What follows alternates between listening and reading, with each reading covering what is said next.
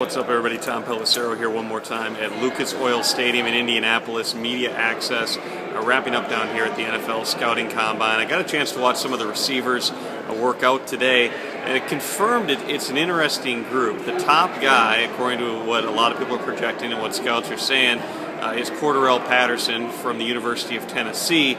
Watching his workout, though, today, he's really raw as a route runner. He's a guy who seems to lack body control at times. He played 2 different JUCOs, then played 1 year at the University of Tennessee. You have all these other guys who potentially, I think, could move up the board based on some of their performances. Justin Hunter, another Tennessee receiver, is another guy who could be in that category. A really intriguing guy if the Vikings are looking for an outside receiver.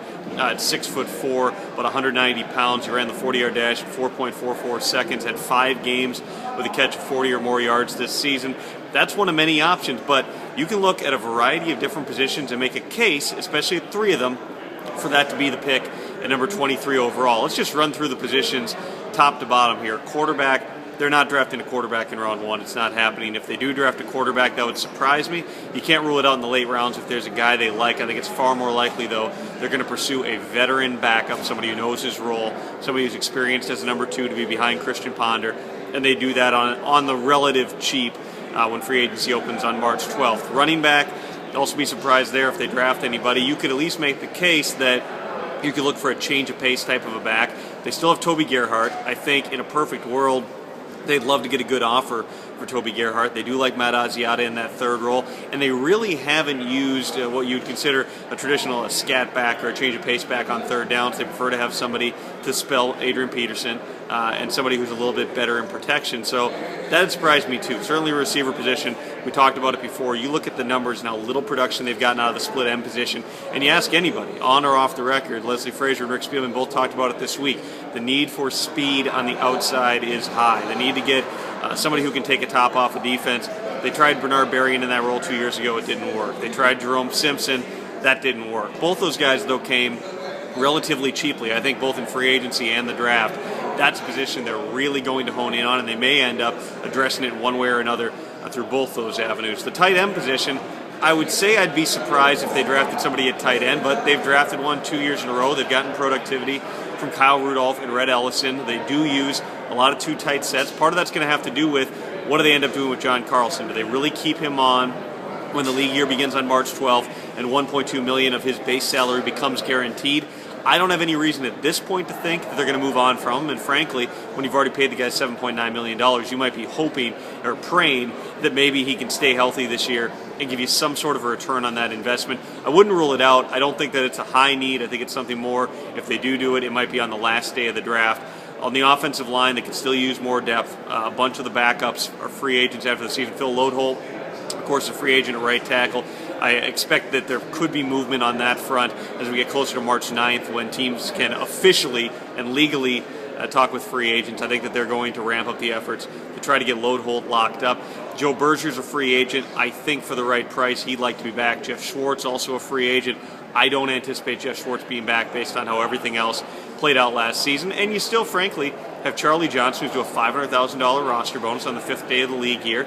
You can make the case that it may not be good business to pay an average to slightly below average offensive guard $4.25 million, which I think is what his cap number is for this coming season. But they also want the continuity. They want to keep that group together. Brandon Fusco at right guard had a lot of ups and downs. It seems as if they want to continue developing him, but I wouldn't be surprised if you see them maybe sometime in the mid-rounds going with a guard or even taking a tackle because they need somebody else potentially to be a backup, to be able to go out there if Matt Khalil's hurt, if Phil Lodeholt is back, and if he gets hurt. They still could use another person in that position because Jeff Schwartz would have been the guy to go in last season. DeMarcus Love's coming off IR, but I don't know at this point you can really count on a ton from him.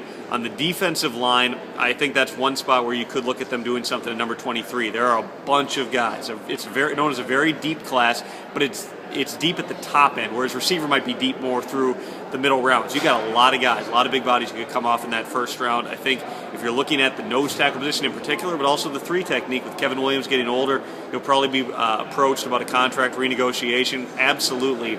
They need to get stronger in the triangle. They're not getting enough productivity. And you can say the same thing at the linebacker position. They need to upgrade the Mike linebacker. Between Jasper Brinkley and Aaron Henderson playing some of the nickel Mike stuff last year, they did not get sufficient production out of that. And if you want to be a top run defense, which is something Leslie Frazier always talks about and is huge for his scheme, you got to be much stronger than they are right now in the triangle.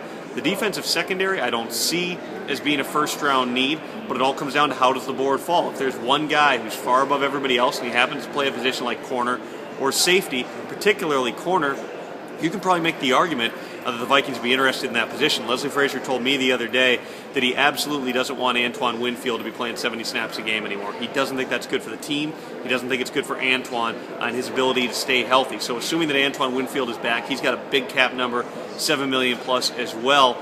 He's somebody who will probably be reduced to that nickel role. So all of a sudden you're counting on Chris Cook, who 3 years in has not been able to stay healthy, and every time he seems to have some positive momentum going, something happens to knock him down. You're relying on him at one spot. You're hoping Josh Robinson's going to come on, but by the end of the season, Josh Robinson had fallen out of the rotation, fallen behind A.J. Jefferson, who right now is a restricted free agent.